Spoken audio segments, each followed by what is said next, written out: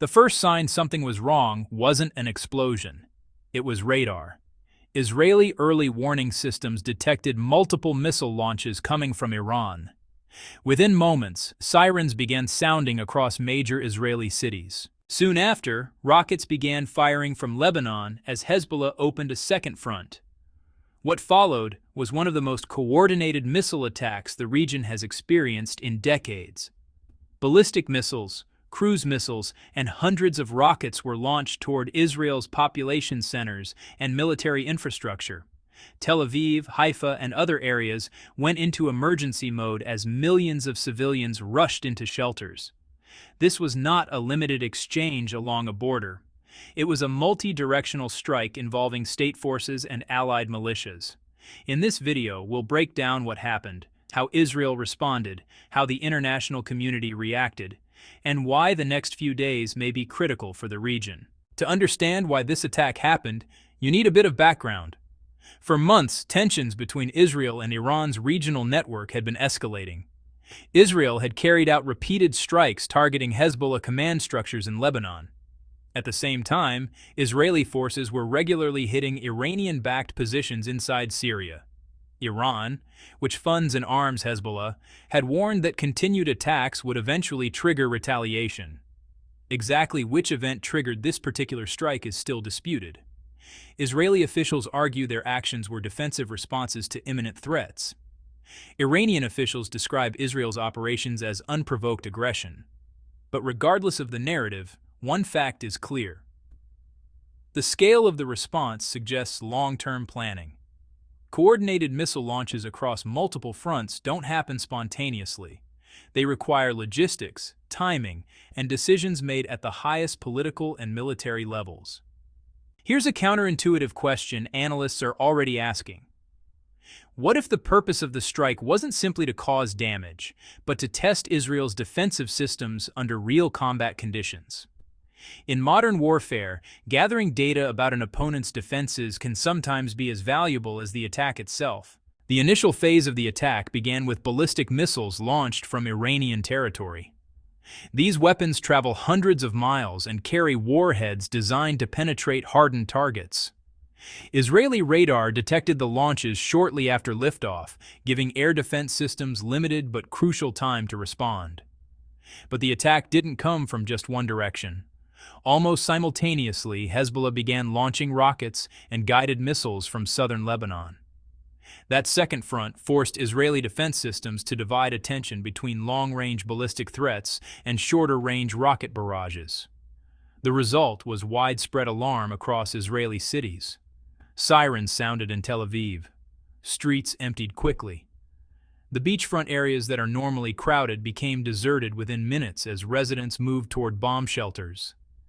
Israel's layered air defense network, Iron Dome, David's Sling, and the Arrow system, was activated. According to Israeli military sources, interception rates were high. Many incoming projectiles were destroyed in the air before reaching their targets. However, no missile defense system is perfect. Several missiles reportedly penetrated the defenses. Impacts were reported in the greater Tel Aviv area, around the Haifa port region, and near infrastructure sites in central Israel. Emergency responders were deployed across the country. Hospitals activated mass casualty procedures in case the situation escalated further. The scale of the attack drew immediate comparisons to the 1991 Gulf War, when Iraqi Scud missiles struck Israeli cities. But the technology involved today is far more advanced, and the actors involved have significantly more capability. Which raises another question.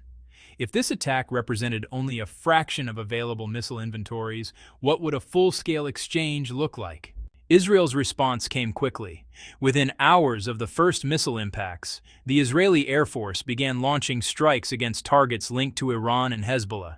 According to Israeli officials, the strikes focused on missile production facilities, Revolutionary Guard infrastructure, and weapons depots connected to Hezbollah in southern Lebanon. Israeli Prime Minister Benjamin Netanyahu addressed the nation from a secure location in a televised statement. His message was direct. Israel would not simply absorb the attack. Iran and Hezbollah, he said, would face consequences. The Israel Defense Forces reported hitting more than 100 targets in Lebanon within the first 6 hours of operations. Satellite images that emerged later appeared to show large craters where suspected weapons storage sites once stood. There were also reports of explosions near an Iranian military base outside Tehran. Iranian state media acknowledged the blasts, but attributed them to equipment malfunctions. That explanation has been widely questioned. Still, in the early stages of any conflict, information is often incomplete or contested. Claims from every side tend to emerge faster than they can be verified. What is clear, however, is that the long-running shadow conflict between Israel and Iran has moved into a more open phase. International reactions followed quickly. The United States moved additional naval assets into the eastern Mediterranean. A carrier strike group already in the region was placed on heightened alert. The White House issued a statement supporting Israel's right to defend itself, while also urging restraint to prevent a wider war.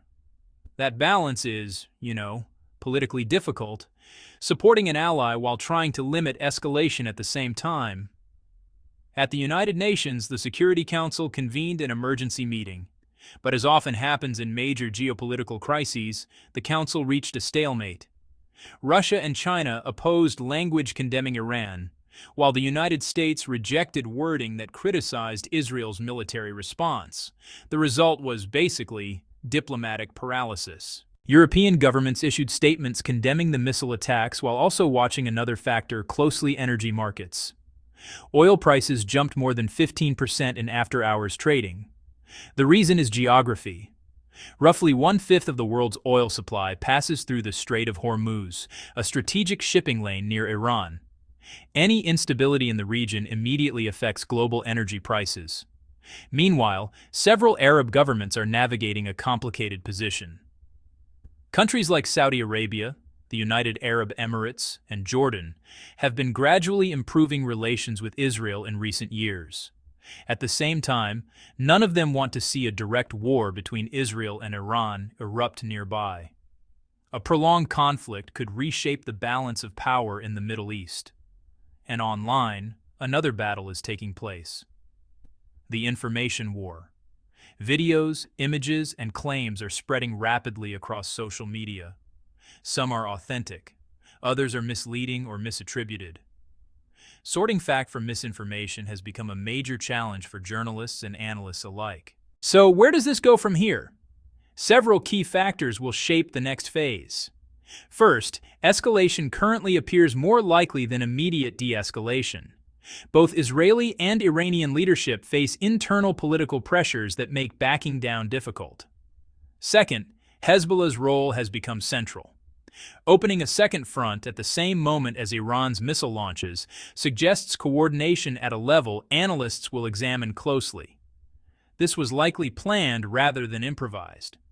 Third, the technological balance is changing. For decades, Israel's advanced air defenses, combined with strong U.S. support, were assumed to neutralize most threats from regional adversaries. This attack suggests the equation may be shifting. Missile technology and precision guidance systems are spreading. Meanwhile, intercepting missiles is expensive.